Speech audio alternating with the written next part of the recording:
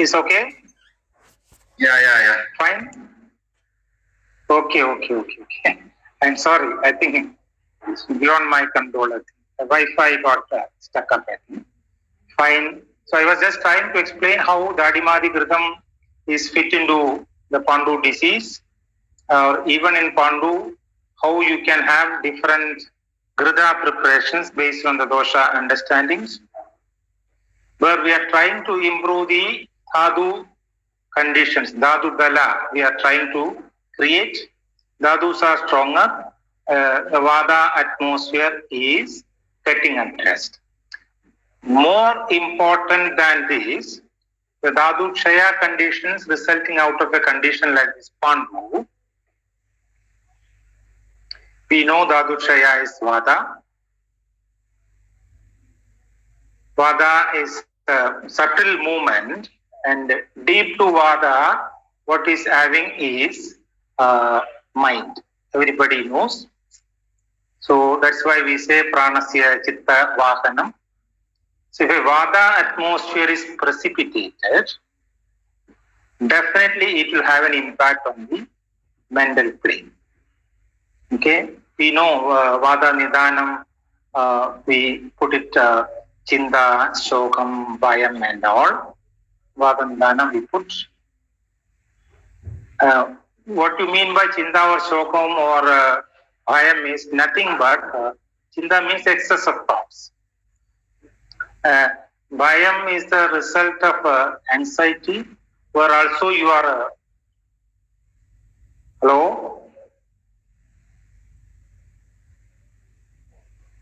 Yes, sir.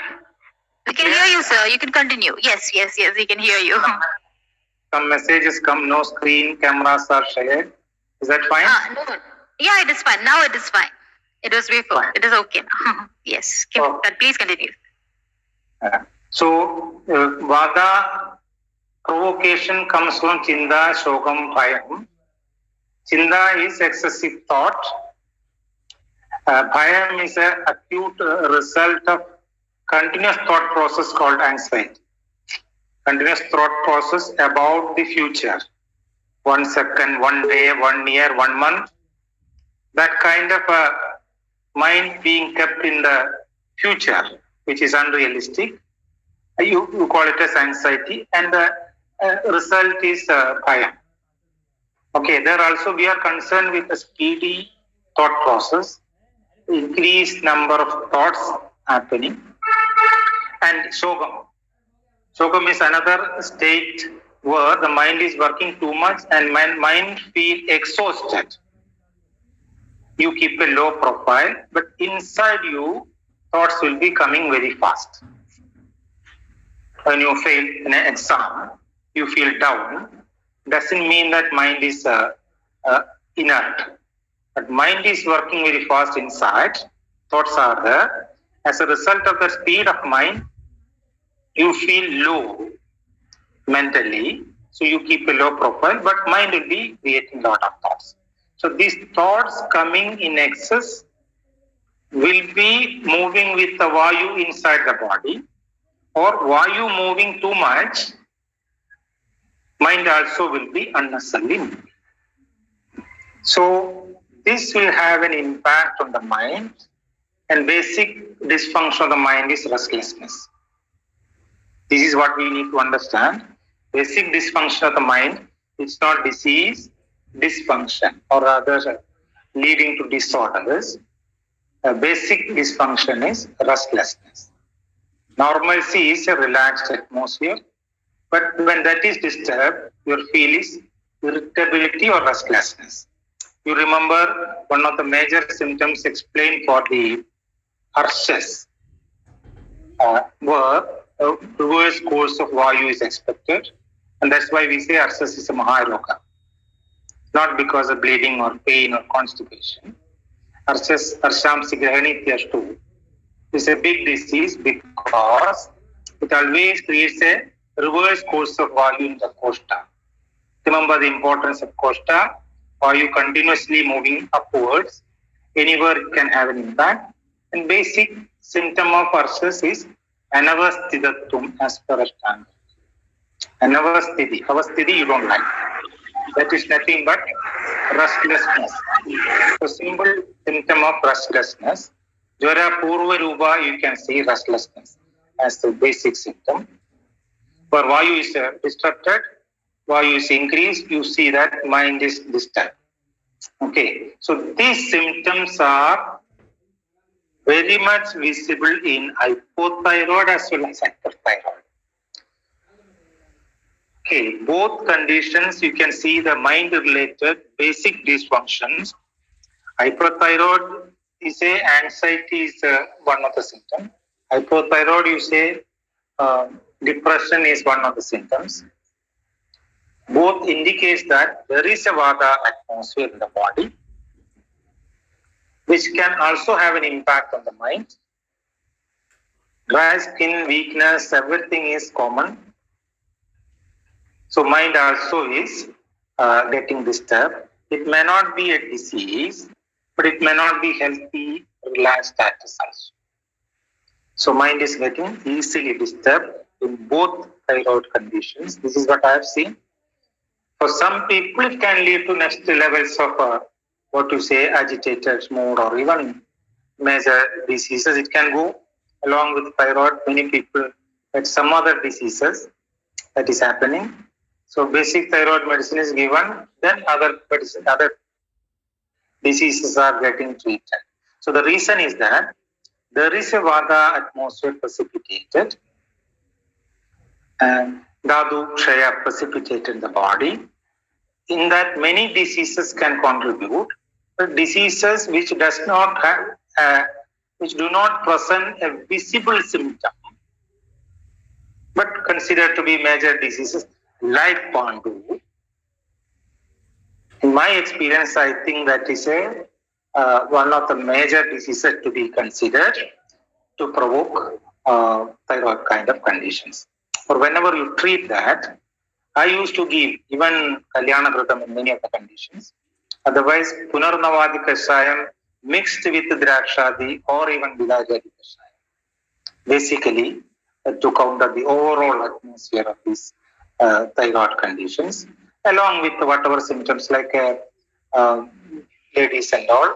Sometimes it may be a period problem where Sukumaram Kashayam or Sumara Vridam or Sumara Lehyam will be introduced just to address the major presenting symptoms, whatever medicine is given, to the background atmosphere.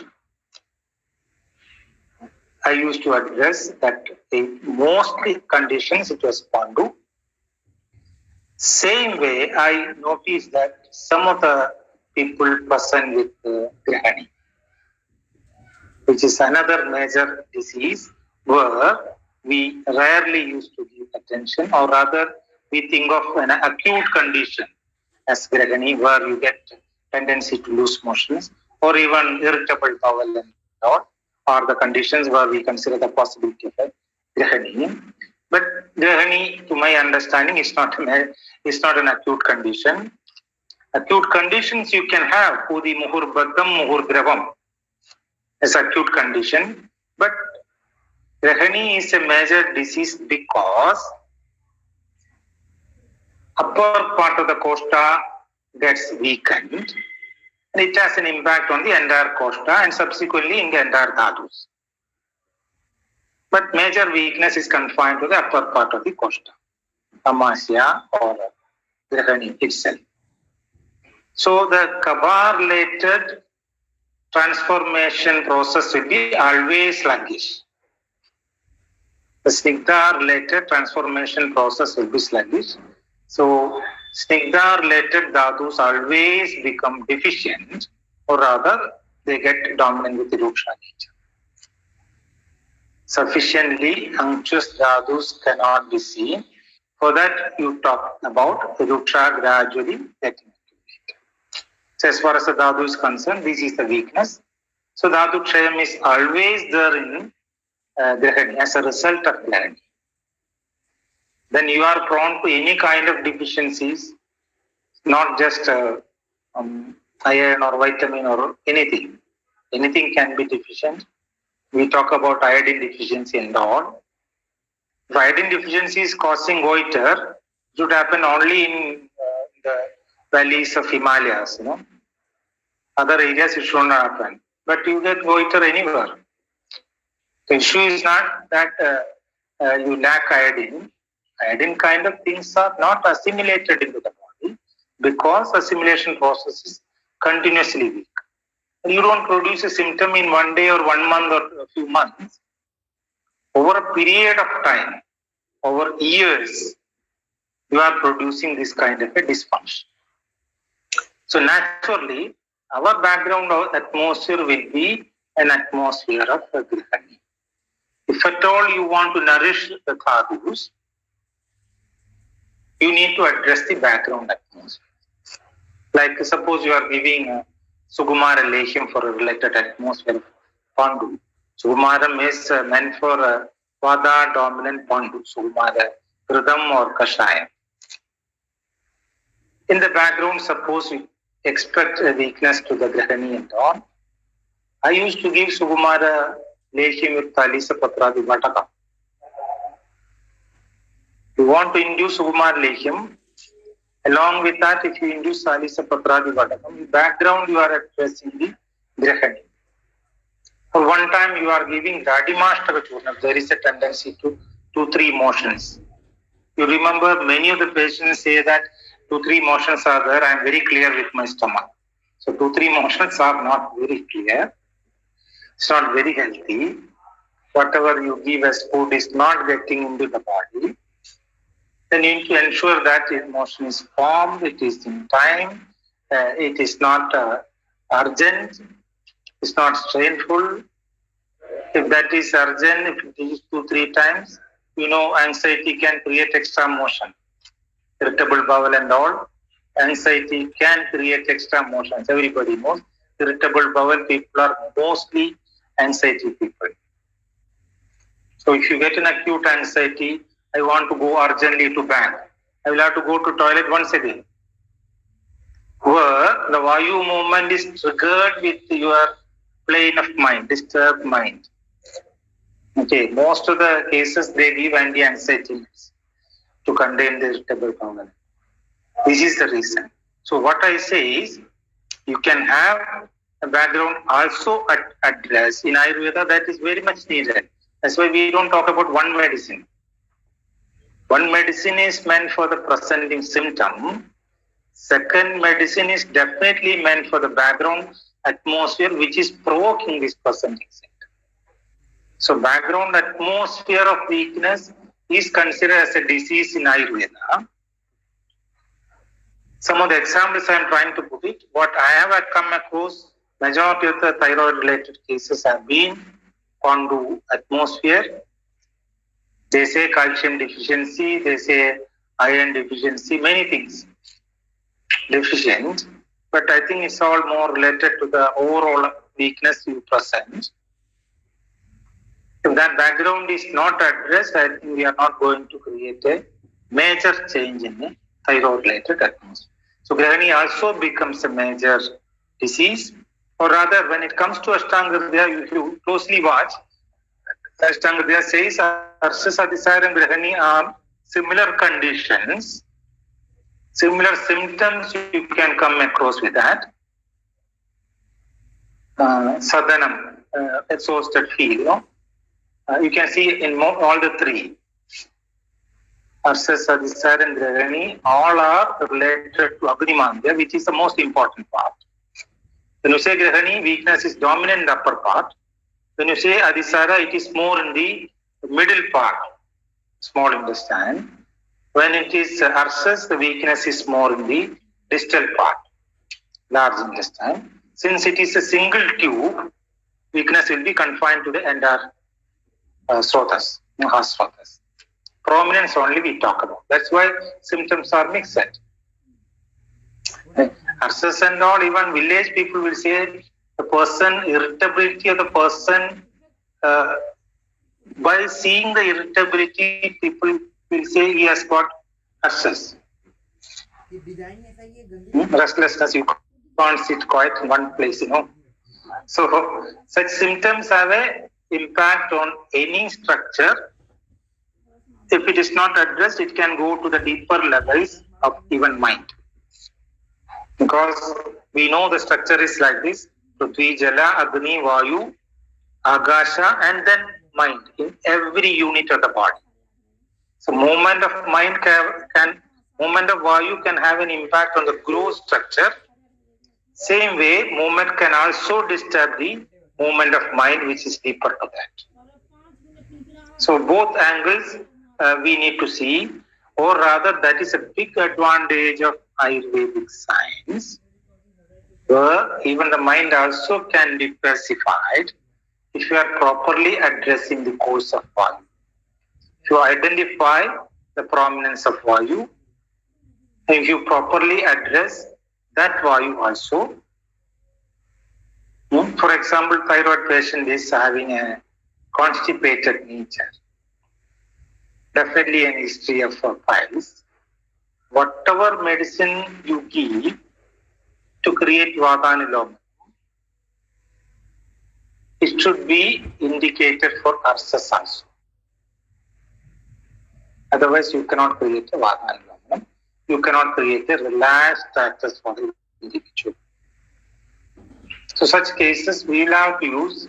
I use a lot of Agastya Rasayanam. I will be using a lot for a lot of people, not for Kasa alone. I use it for most of the patients as a tonic, where the Kapha Shuddhi can be gradually created because of Haridagi, and it takes care of Vata atmosphere because it contains Desamula. This is what is grossly needed, and it will not provoke Pitta. That's why it is a Rasayana. So Vata Kapha related atmosphere, even if it is not related to Kasa, Shwasa, spectrum disorders. Arthas you can have it, Grihani you can have it, Vata Kapha, Arthas is there. That's why Agastya Rasayanam is indicated for Meha, Gulma, Grihanya, Arsho, Hridrog, Kairiti, Pinasa. So naturally, if you understand what the Agastya Rasayanam is indicated, wherever such atmosphere see, irrespective of disease, we will be using it. Many people say with Agastya Rasayanam you get good sleep. The reason is that Vada Anulomana or a Sandarpanam to Koshta happens sometimes, then they'll use Anulomana, put into Anulomana. Instant strengthening of intestine happens. Sometimes it can help to reduce the Vada levels, and you can easily go to a relaxed mind and subsequent sleep.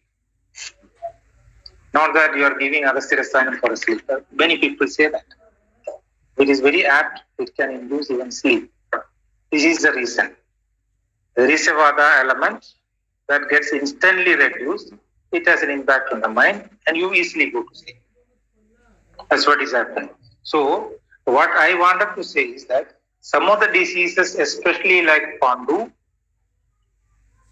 Grihani, for that matter, Arshas. I used to say that. Mostly Pandu and Grihani, this is what I used to come across in majority of the patients with thyroid-related atmosphere. Whatever be their complaints, presenting complaints will be general fatigue atmosphere. And without stress, we know that the thyroid is not happening. According to their understanding also, stress is the only root cause for dysfunctions of all hormones. The thyroid or gynecological disorders, we know TSH is secreted from the pituitary. For that matter, all glands are regulated from pituitary. FSH is initiated from pituitary. So if you apply an extra pressure for the brain, any hormone can be disturbed. It can come in a later time, come in an earlier time. Anywhere it can happen. So when TSH is disturbed recently, many cases, I have dealt with that increased TSH levels without starting this L-toxin and all. mostly with Indukanta Kashayam with the Kalyana Gurta. Remember, nowadays I used to give only quarter teaspoon of Kalyana. Because majority of the people nowadays, if you observe yourself, you can understand, majority of the people have disturbed Agni nowadays. None of them is having a healthy stomach. Because of this, our lifestyle changes, exposure to different food habits, frequent diseases, medications. Generally, capacity of the Agni has gone down. It may be a general degradation. So I don't give a lot of ghee for the people. My dose has come down. Earlier I used to give 1 spoon, 10 grams and all, reduced to 5 grams. Now it is 3 grams, quarter teaspoon only I used to give, which has got wonderful effect.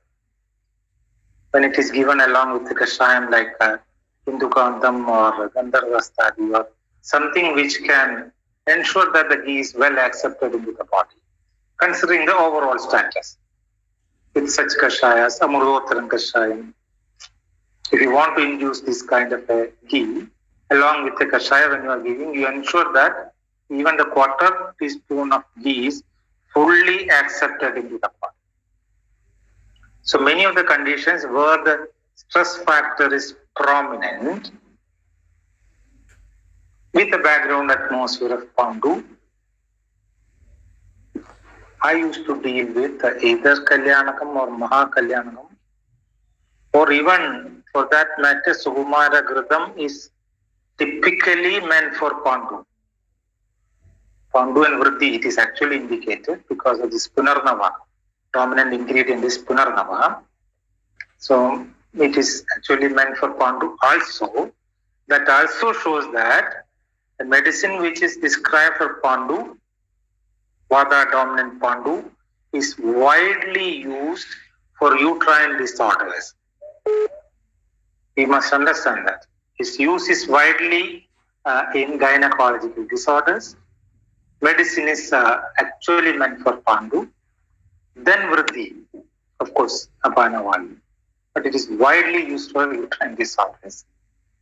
This is the reason, because in the background you can have weakness like Pandu and all, where you are trying to support all the dharus. Along with that, an Apanavayu anulomanam is also created. So it just naturally it happens as a medicine for these disorders.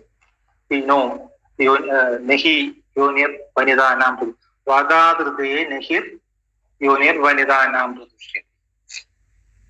Without Vada, there is no Yoni Yogas. So we are just trying to find out from what background this Vada has happened. This is atmosphere, so you can see the physical disorders like diseases.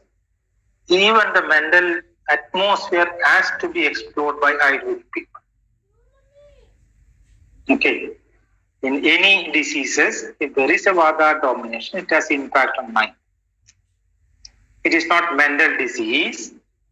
It need not be disorders also, but it can be disturbed mind. Especially nowadays, because of the hectic lifestyle, we all know that nobody is relaxed. It's not relaxed. Nobody knows how to remain quiet or relaxed. Nobody knows it. So everybody thinks that nowadays you cannot avoid tension or stress and all. Stress is the most common term used in the medical field. You know, in Western countries, there is a specific medicine for stress-induced headache. In India, it has not started. Tension headache, you have a specific medicine in Western countries. We also may be starting it shortly, but stress is an atmosphere. Stress is your reaction to an adverse atmosphere. Adverse atmosphere you cannot avoid. You need to expect always adverse atmosphere in everybody's life. But if you are relaxed inside, which is a normalcy, you deal with the adverse atmosphere in a better way.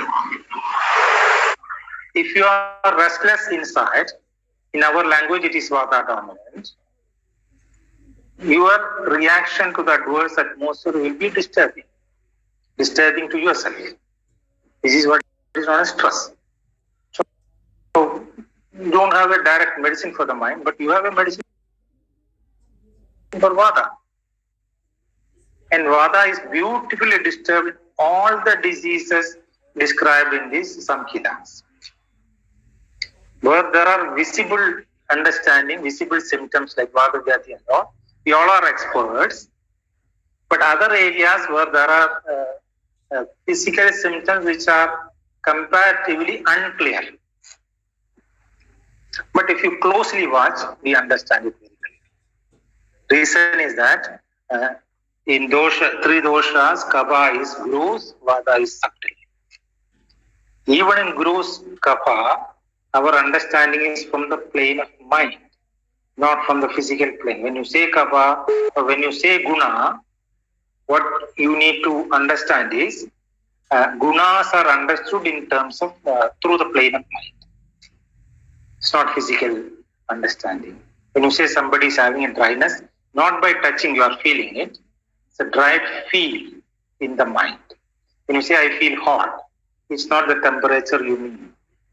It is the heat feel inside. So the moment you say gunas of doshas, you are communicating from the plane of mind. That's why Ayurveda is deeper, whereas science is dealing more with the gross physical plane. We try to deal with the subtle functional plane. Gross plane is not ignored, but deeper plane will be more accurate. So deeper understanding through the mind is what is essentially needed to talk about to understand these gunas of doshas.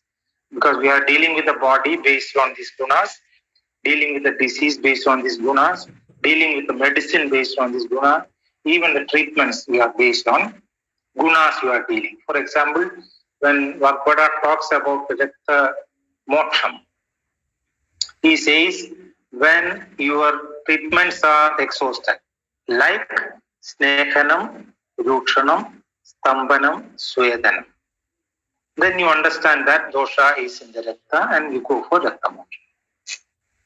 That means whatever you are doing as a part of the treatment comes under these four categories of snehanam, rukshanam, swedanam, stambanam.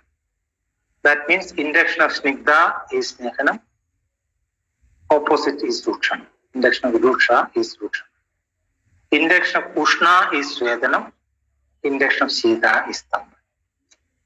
And these four properties, snigdha, ruksha and ushna, sida, represents the four bodhas with which three doshas are understood. Okay, these three doshas are partially opposite. That's why inner balance is very difficult to be established. So wherever three doshas are actively involved, increased, you call it as a dysfunction based on disease. And inner balance you need to create little. There's no direct remedy because they are partially opposite. So one medicine, there's no question of one medicine going to address this atmosphere. If it is a question of one dosha, one medicine will be enough. But that one dosha can be the result of other two doshas getting disturbed. So one medicine is almost a rare possibility, or it can be an example. In practice, it will not happen.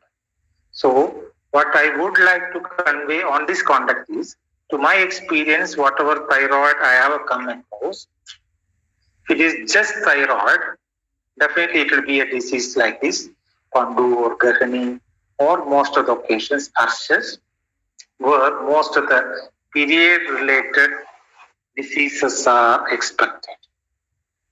It's not a bleeding piles and all. It is a constriction of the distal part of this rectum or anal canal. Comparatively constricted area where the movements are restricted, or when the control of that area is gone, you can have more number of motions also. We talk about two types of abscess, guard arches, Bedi, bin arches. So when continuously such atmosphere is there, sometimes that part can lose its tone. It becomes flaccid, which is also the result of Vayu. We say Adipravarti or Sangha, both are a result of Vayu. But our understanding is that Vayu presence is more in that. If that is not addressed, it can go any direction to create subsequent troubles in different parts. So if you are addressing in other part, for example, headache you are addressing, it can happen as a result of these piles. So you ensure that Vadanulomanam is created through a medicine which is indicated for arches, then it will be an absolute way of managing the Vayu. For a day you give a medicine, second medicine has to be given for the background atmosphere so that you try to address the overall atmosphere of the body. This is why Ayurveda is considered to be holistic. Otherwise, it may not be a disease-oriented or a symptom-oriented medicine. Then it is easy and you need only a therapeutic index to deal with all these conditions. So what I wanted to convey is your understanding of the disease is not similar to what is available in the pathology books of modern science. Even the background atmosphere which sustains a weak dhatu status. That can happen from different angles. They are described as diseases. And their implications can be acute, like Jwara or Adhisara. Or their implications can be prolonged. But understanding is that 7 dhadus remain weak. Then you are vulnerable to damages of any unit, any structure, any system, or even the whole body. Overall understanding. So when you get any disease, one, you are looking at the acute presenting symptoms that everybody is doing. Second, we are trying to look into the background atmosphere. That also people try to do, but ensure that there are diseases in which the subtle nature of the dysfunctions are mentioned. Vata-related functions are mentioned. It is Kapha-related, partially Pitta-related. There are Guru symptoms. There are Gurus. Vata-related symptoms are subtle. You need a pure imagination for that. Then you get a picture of it. In Sutrasthana, Vagbhada always talks about it because you say the possibility of Tridosha vitiation, 64. Pada, Pitta, Kapha, Sannipada, how it can be created. So he says 64 times. And then he continues to say that it's not 64, it is Anandyam Taratama Yogadascha Vichaniyat. Anandyam is related to Anand. Anandam is endless. That's innumerable. Possibility of Tridosha getting disturbed, their gradation is innumerable. Nobody can specifically say this much Vada, this much Pitta, this much Kapha. Then what is the position, what is the possibility? See the distance to the moon is not understood. But when you have to understand the distance, you try to reduce it to your level, centimeter, millimeter level, then expand it as and when needed. This is what is done in mathematics. Say reduction and expansion, comprehension and expansion. So this gradation nobody can understand, this kind of innumerable possibilities. Combinations and permutation doshas are innumerable. No single individual can do it, no good brain can do it. So your possibility is to comprehend it, reduce it into your level. Then you will say, now it is Snigdha needed or Ruksha needed, Ushna needed or Sida needed. These are basic properties. then you can expand into individual organs, individual structures, whatever it is. There you can do that specifically or in general, you can do it. So this is what is needed in that possibility of innumerable atmosphere. So Acharya says, Anandyam Taradama Yogadascha Vijaniya. How do you know that? Vijaniya? Avahidamanasaha. So the Vaidya has to be Avahidamanasaha, undisturbed mind, a relaxed mind, which is a normalcy. Whether we are aware of it or not, that is a different issue. When you have a relaxed mind, then your pure imagination works. Because you are assessing everything on the body through the plane of mind, not through the gross plane.